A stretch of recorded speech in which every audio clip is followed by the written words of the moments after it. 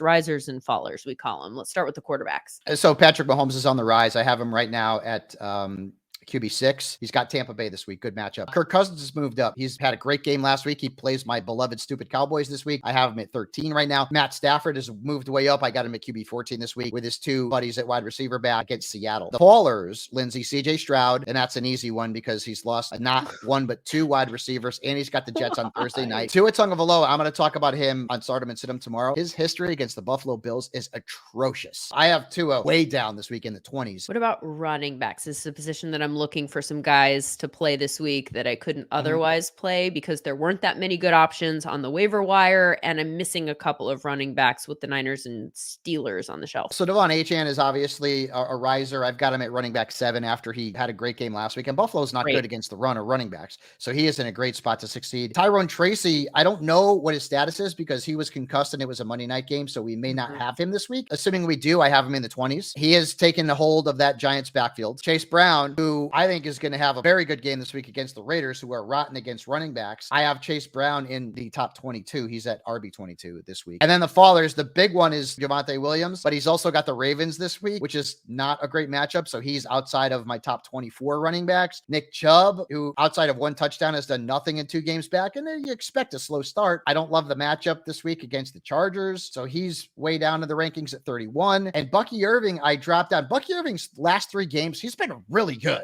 He's one of the more underestimated and undervalued players, but the Kansas City Chiefs have given up nothing to running backs this year. And when I say nothing, I mean nothing. And Rachaad White is the better of the 2 pass catchers, and so I prefer him. So Bucky Irving is dropped into that flex starter area. All right, what about wide receivers? Darnell Mooney, you know I loved him last week, and he had a bananas great game, and now he's got my beloveds this week, and I think he'll smoke the Cowboys. He's at wide receiver 16. Josh Downs moved up now because we got Flacco, so he's wide receiver 17. And then Cedric Tillman, who I feel that I kind of brought to the fantasy world, or at least to the people listening to this podcast, I've got him at wide receiver 22. The fallers, I don't know if Jordan Love is playing this week. I don't know if he's playing. If he's not playing, you can't play Jaden Reed. Even if he does, Jaden Reed has been great lately. It's kind of depressing. I'm kind of bummed out about it. I don't know if he's 100% because he had a bit of a nick, but Jaden Reed's falling right now. Now, if Jordan Love plays, it's better. Amari Cooper is falling. There's 2 guys better than him, at least last week, Keon Coleman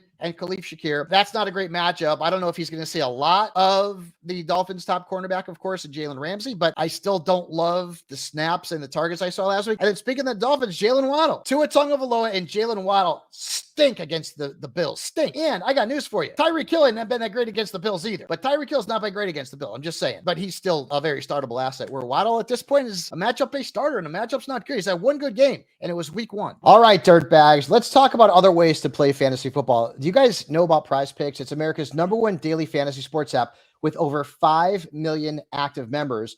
Prize Picks is the easiest and most exciting way to play daily fantasy sports. All you do is pick more or less on 2 to 6 player stat projections and watch the winnings roll in. You can now win up to 100 times your money on Prize Picks with as little as 4 correct picks. You can turn your hot takes into cash. Fabs, listen here to figure out which players have the best matchups of the week. We always talk about guys that we like more or less depending on their matchup. Then take that information and flip on over to Prize Picks. See if you think that those players that we talked about will have more or less than the numbers that they have attached to them. It could be number of catches. It could be number of yards. It could be number of touchdowns. You can do it all in less than 60 seconds. It's quick and easy. And if you have a strong take about a guy that you don't have on your fantasy team, this is the place to put that take to work for you. Download the Prize Picks app today. Use the code FANTASYDIRT and get $50 instantly when you play $5. That's code FANTASYDIRT on Prize Picks to get $50 instantly when you play $5. You don't even need a win to receive the $50 bonus. It's like free money, guaranteed.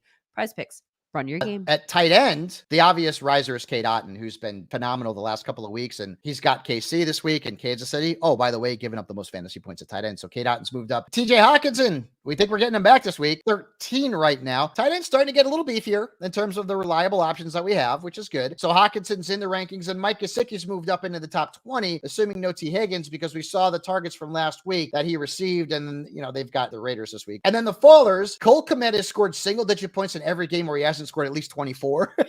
And he scored 24 only twice. And I don't love the matchup this week against the Cardinals. Hunter Henry, I told you he wasn't have a great game last week because it was the Jets. He only had like 9 points. He was mid. It was, you'll take take it, I guess. Again, not a great matchup against Tennessee. And then Colby Parkinson at this point is cuttable. Does that make sense? Cuttable? Because you've got both of the Rams' number ones back at wide receiver, and I don't think the targets are going to be there. So you could probably cut Colby Parkinson at this point.